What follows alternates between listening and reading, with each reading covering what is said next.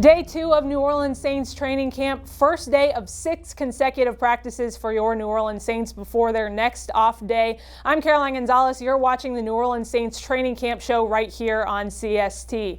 I'm coming to you remote, but we have our on-site reporter, John DeShazier, there at the Ochsner Sports Performance Center. JD, your biggest observation from today at training camp? Well, ordinarily, I'd be raving about the fact that the Saints practice indoors today, but it's actually pleasant outside. However, that was the case. Pretty much a surprise practice, or at least unscheduled wise. It was scheduled to be an outdoor padded practice for the Saints today. Instead, they were inside and in shells. And so I'm sure the players very much appreciated that. Takes a little bit of weight off of them if they're not with the pads on, and plus a cooler atmosphere, obviously, if you're indoors rather than outdoors. So that was the biggest thing, that the Saints moved practice indoors, a bit unscheduled, but they'll probably be back outside on Thursday. Well, the Saints faced their first bump in the road, an injury to offensive lineman Andrus Peat to his thumb. But the Saints have been here before. They are well prepared for it. And in fact, some players are stepping up. Teron Armstead talked about one of those players stepping up for the O-line. You know, we're going to need every step, every person on this team, on this roster. And it's always got to be next man up mentality without a drop off. You know, so we got to make sure everyone is up and ready to go whenever the number is called. And it can be any day, any moment.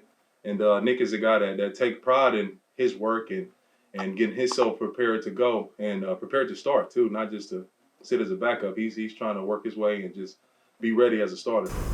Well, good news for the Saints. Not only is Sheldon Rankins coming back from injury, defensive end Marcus Davenport is also coming back from injury. According to Sean Payton, he is bigger and stronger. JD, what did you see out of Marcus Davenport in practice today? Well, he looks good, and that's the main thing. He does look more physically imposing. And, of course, Caroline, I mean, if you've got Cam Jordan at the left end rushing the passer the way he does, you'd love to have a great bookend. Well, Marcus Davenport is supposed to be that player. He's a first-round draft pick from a couple of years ago. We've seen flashes of his ability. He's got fantastic athleticism. He's got a lot more strength than you thought when he was smaller, and now he seems to be filling into that role. So hopefully the Saints can get that bookend in him that they were expecting.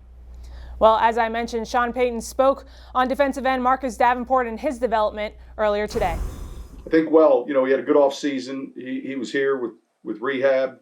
You know, I like how he's put together right now. His weight's up, and I think his strength is up. So, you know, so far, so good in this camp. You know, I think he certainly understands the defense now, and you know, just putting practices together like he's doing and working on his technique. But it's good to have him back out there. Well, Deonte Harris certainly made a splash for the Saints as a returner last year, but now he's looking to do more. JD, what did you see out of Harris today in practice? Well, he's certainly got the burst. We know that. He's an all-pro punt returner. He's also a kick returner. There isn't much he can't do in the return game. However, they want to polish him into a receiver. He didn't really become known for that in college. Went to a small college and set the NCAA all divisions record for touchdown returns. So you know he can do that. But in the NFL, the more you can do, all right, and the better it works for you. So hopefully he can round into being a better receiver for the Saints. And we're seeing some of that in practice so far early. To his credit, you know, he's been ready for more and more, and every time we've added a little bit more to his plate, he's handled it pretty well relative to the route tree, and so we're trying to keep finding roles for him because he does so many things well. But I think that began to happen last year, and after looking at the tape, it certainly will be something we focus on in this camp and then heading into the season. All right, don't go anywhere. Coming up next on your Saints training camp show right here on CST, we get thoughts from Demario Davis on the development of the linebacker core. Welcome back into the New Orleans Saints training camp show right here on CST. We saw a lot of development out of Demario Davis, a huge free agent pickup for the New Orleans Saints, a formidable force for the Saints defense. Demario Davis had a unique offseason. He did a lot of work in the pool this offseason, but not only did his body go through a change, his mind went through a change. Demario Davis spoke earlier today on how he's changing his thought process going into the season. I was fortunate to come in with some great coaches and some great players. I was drafted by Rick Ryan, and him and Dennis Thurman, taught me a lot about breaking down film and understanding opponents. But I also had the opportunity to play with great guys like David Harris, Antonio Cromartie, Darrell Revis.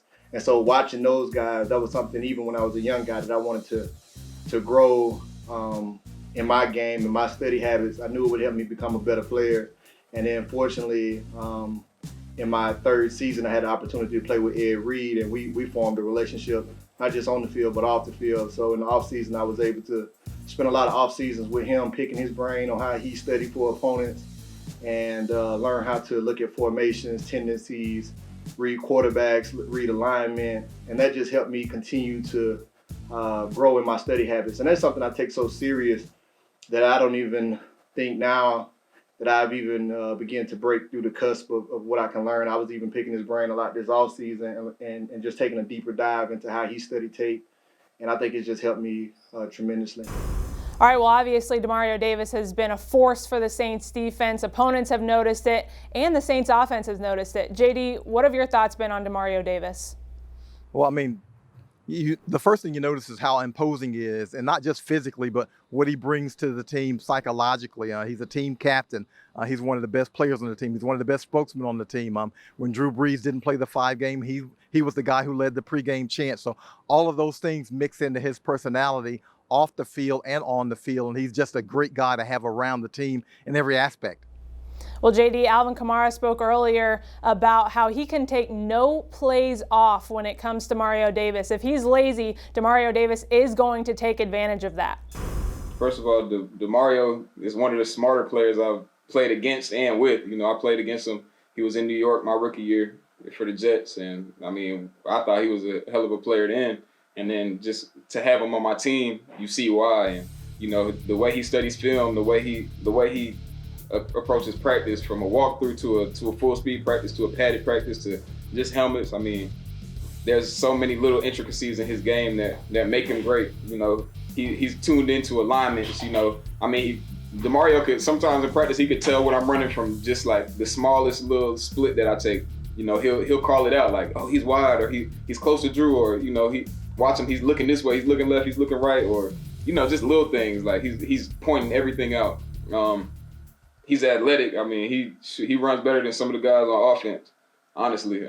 So it's hard just going up against him. You got to be on your A game. There's not a lazy play you can take against him because he's gonna take advantage of your mistake. So all right, don't go anywhere. You're watching the Saints Training Camp Show right here on CST. We'll be back with more final thoughts from day 2 of Saints Training Camp.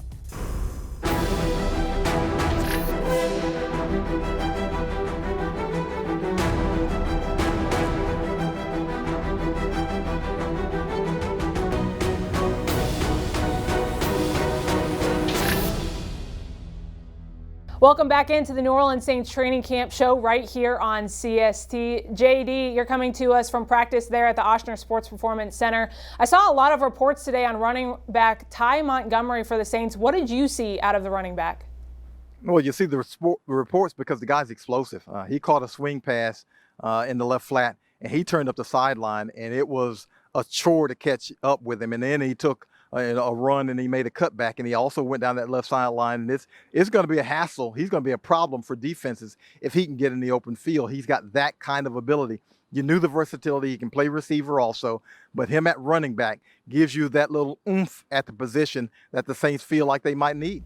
Sean Payton spoke on Ty Montgomery and what he brings to the Saints team.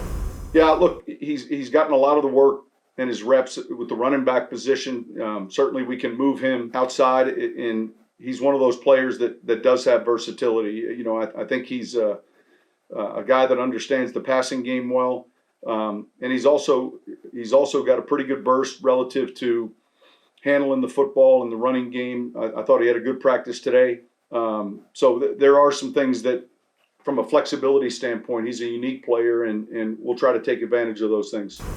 All right, JD, well, before I let you go, were there any plays or players that stood out to you in particular from today's practice? Well, outside of Montgomery, I thought Alvin Kamara had a really nice run. And look, Alvin Kamara is going to the Earl Campbell school or something. His thighs look like tree trunks or something.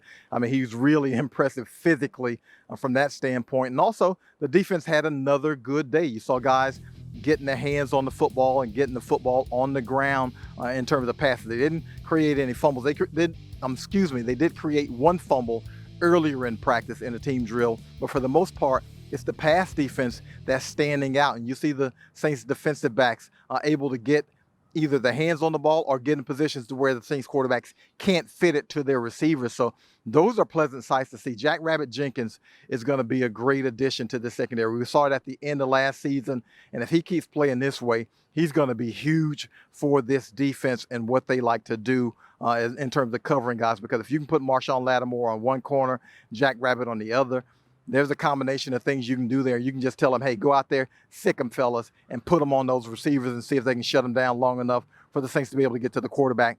And those are things that you love to see out of him. He's got that kind of mentality. Thanks so much for joining us on day 2 of the New Orleans Saints training camp show right here on CST. We'll pick back up on tomorrow as we continue our coverage of training camp there at the Ochsner Sports Performance Center. I'm Caroline Gonzalez. Thanks to John DeShazier. We'll be right back here tomorrow on CST.